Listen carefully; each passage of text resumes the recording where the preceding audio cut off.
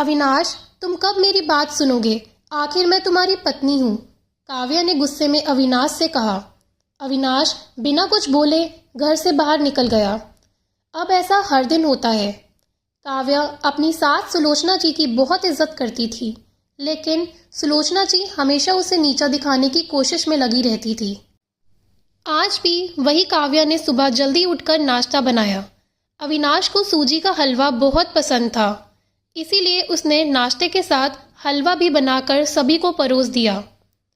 उसके ससुर रमेश जी ने सुलोचना जी को टोकते हुए कहा, ये क्या फिजूल खर्ची है, सुबह सुबह देसी घी का हलवा। सुलोचना जी ने काव्या को डांटते हुए पूछा, क्यों बहू, ये देसी घी क्या तेरे मायके से आया है? माँ जी, वो इन्हें हलवा बहुत पसंद है, इसीलिए थोड़ा सा बनाया है। यह कहकर काव्या अविनाश की तरफ देख रही थी, शायद वो कुछ बोले। तभी सुलोचना जी ने कहा, मैं सब जानती हूँ, मेरे बेटे का बहाना करके खुद खाने का मन होगा। अविनाश चुपचाप नाश्ता करते रहे। काव्या की आंखों से आंसू छलक गए। इससे ज्यादा बुरा तब लगा जब अविनाश बिना हलवा खाए ही ऑफिस के लिए चल दिए।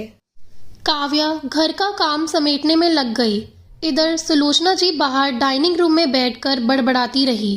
काम करके काव्या अपने कमरे में जाकर रोने लगी।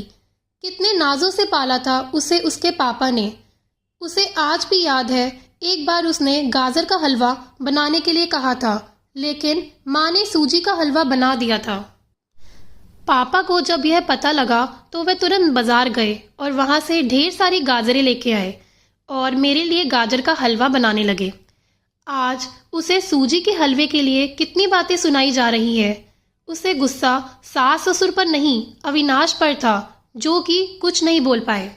शाम को जब उसने अविनाश से शिकायत की तो वो बस इतना ही बोले, इस घर में केवल माँ की पसंद का खाना बनता है, आगे से मेरी पसंद का कुछ मत बनाना।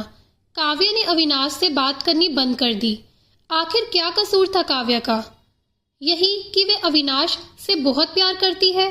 इसी तरह कुछ दिन बीत गए। एक दिन काव्या ने सुलोचना जी से कहा, माँ जी, मैं अपने घर जाना चाहती हूँ कुछ दिन के लिए, अगर आप कहें तो आज ही चली जाऊं। कई दिन पहले माँ का फोन आया था, कह रही थी पापा की तबीयत ठीक नहीं है। सुलोचना जी अपनी बहू से कहती है, वहां जब भी जाती है 1 सप्ताह से पहले वापस नहीं आती। घर का काम कौन करेगा?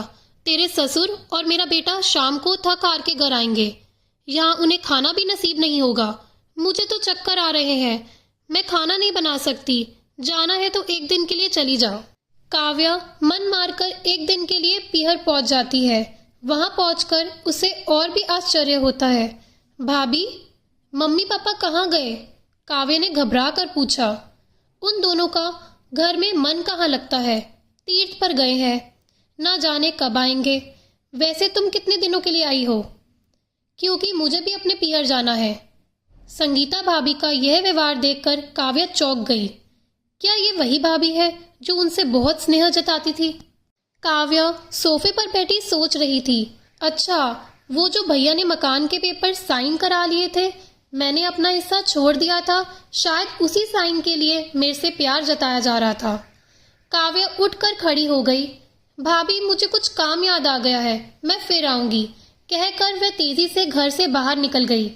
पीछे से गेट बंद होने की आवाज से वह समझ गई कि उसके जाने से भाभी को कोई खास फर्क नहीं पड़ा। भारी कदमों से चलते हुए वह मंदिर पहुंच गई, क्योंकि शाम से पहले यदि ससुराल जाती तो सुलोचना जी उससे कई सवाल करती। मंदिर में जाकर उसने भगवान के दर्शन किए, बस ना कुछ मांगा ना कुछ बोला।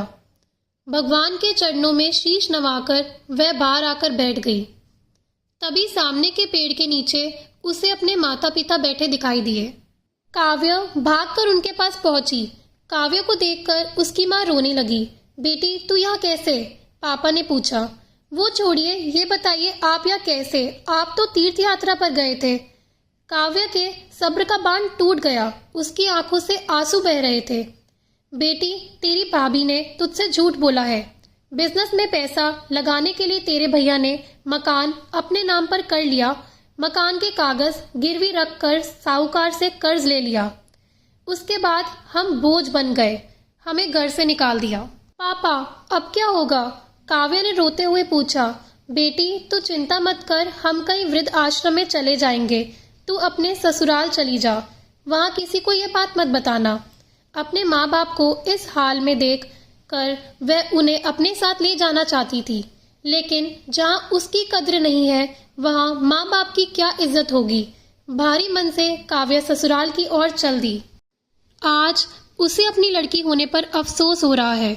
काश वो अपने माता पिता के लिए कुछ कर पाती। घर आकर उसने बहुत मुश्किल से घर का काम निपटाया। उसके बाद अपने कमरे में जाकर गुमसुम बैठ गई। उसकी आंखों से आंसू बह रहे थे। अविनाश अपने ऑफिस के काम में लगे हुए थे। जब वे सोने आए तो काव्या से पूछ बैठे, क्या बात है, आज फिर माँ की कोई बात बुरी लग गई जो आंसू बहा रही हो? काव्या अपने आप को रोक नहीं पाई और उसने रो रो कर सारी बात अविनाश को बता दी। क्या माँ पिताजी को यहाँ ले आए? वे इस उम्र में कहाँ जाएंगे? अविनाश ने कोई जवाब नहीं दिया और करवट लेकर सो गए। इस बात से काव्या को बहुत गुस्सा आया। आज से मैं भी इनके माँ बाप की सेवा नहीं करूंगी, देखती हूँ कौन इनकी सेवा करेगा। रोते रोते काव्या सो गई। 2-3 दिन बीत जाने पर उसकी चिंता बढ़ती जा रही थी। एक दिन वह सब्जी लेने के बहाने उसी मंदिर में पहुंची, लेकिन उसके माता पिता वहां नहीं थे। उसने पंडित जी से पूछा, यहाँ मेरे माता पिता इस पेड़ के नीचे बैठे थे, क्या आपको उनके बारे में कुछ पता है? तो पंडित जी ने बोला, तुम्हारा नाम काव्या है क्या? पंडित जी के मुंह से अपना नाम सुनकर काव्या ने पूछा, जी हाँ, लेकिन आपको कैसे पता? तुम्हारे माता पिता ने यह पता दिया था और कहा था कि अब वे यहाँ रहते हैं। काव्या ने पता देखा और वह मंदिर से कुछ ही दूरी पर था। काव्या ने मंदिर के बाहर निकलकर ऑटो रिक्शा किया और उस पते पर पहुंच गई। दरवाजा खटखटाया तो एक लड़की निकल कर आई। यहाँ का पता मुझे पंडित जी ने दिया है, काव्या बोली। आप काव्या दीदी हो? अंदर आ जाओ। काव्या को कुछ समझ नहीं आया। वह अंदर गई तो देखा उसके माता पिता सोफा पर बैठे थे। काव्या उन्हें देखकर रोने लगी। बेटी अब क्यों रो रही हो? तेरे कारण हमें यह मकान मिल गया। काव्या आश्चर्य से उनका चेहरा देखने लगी। लेकिन माँ, आप यहाँ कैसे और ये लड़की कौन है? तब उसकी माँ ने कहा, बेटी तुझे याद है तेरी शादी के बाद तेरी सास ने 40 लाख की डिमांड की थी। दामाद जी को बिजनेस खोलना था, इसीलिए तेरे पिता ने उनकी डिमांड पूरी कर दी थी, जिससे कि तू सुखी रहे। जब तू हमसे मिलकर गई उसके अगले दिन दामाद जी आए। उन्होंने तेरे पापा के पैसे लौटा दिए क्योंकि उन्होंने कोई बिजनेस शुरू नहीं किया था। तेरे पापा ने मना भी किया लेकिन वे नहीं माने। उसके बाद उन्होंने प्रॉपर्टी डीलर से मिलकर 2 दिन में यह मकान खरीद दिया। 7-5 लाख रुपए बच गए। इससे उन्होंने ये लड़की नौकरी पर रखवा दी जो हमारी केयर करेगी। लेकिन माँ, उन्होंने मुझे तो कुछ नहीं बताया। काव्या की आंखों से आंसू बह रहे थे। वह रोते हुए वहां से अपने घर आ गई। घर आकर वह सोच रही थी, अविनाश ने कभी उसके लिए आवाज नहीं उठाई, लेकिन मेरे माता पिता के लिए इतना कुछ कर दिया कि कोई सगा बेटा भी नहीं कर सकता। रात को उसने अविनाश से पूछा, आपने ऐसा क्यों किया? अगर माँ जी को पता लग गया तो क्या होगा? अविनाश का जवाब सुनकर काव्या रोने लगी। अविनाश ने कहा, जैसे तुम्हारे लिए माता पिता है वैसे ही मेरे लिए भी तो वो माता पिता है। मैंने पैसे लेते समय ही सोच लिया था कि एक दिन ब्याज के साथ सारे पैसे लौटा दूंगा, लेकिन जब बिजनेस शुरू नहीं हो पाया तो मैं इन पैसों को अपने पास रखकर सही समय आने का इंतजार कर रहा था। अगर मैं तुम्हारे माता पिता को अपने घर ले आता तो उनका आत्मसम्मान हर दिन उन्हें धिक्कारता। बेटी के घर वे रहना पसंद नहीं करते, वे अपमानित ना हो, इसीलिए मैंने ये सब किया। अविनाश, मुझे माफ कर दो, आज तक मैं तुम्हें गलत समझती रही। तभी पीछे खड़ी सुलोचना जी बोली, बेटी वे पैसे हमने उधार लिए थे, वह तुम्हारे पिता की अमानत थी। मैंने और अविनाश ने पहले ही फैसला किया था कि ब्याज के साथ तुम्हारे पैसे लौटा देंगे। चल अब सो जा, सुबह नाश्ता टाइम पे नहीं बना तो अच्छा नहीं होगा। उनकी बात सुनकर काव्या, अविनाश और सुलोचना जी जोर से हंसने लगी। दोस्तों, अगर आपको ये कहानी पसंद आई हो तो लाइक करना। आगे और ऐसी कहानियाँ सुनने के लिए बेल आइकन प्रेस करके चैनल को सब्सक्राइब करना। धन्यवाद।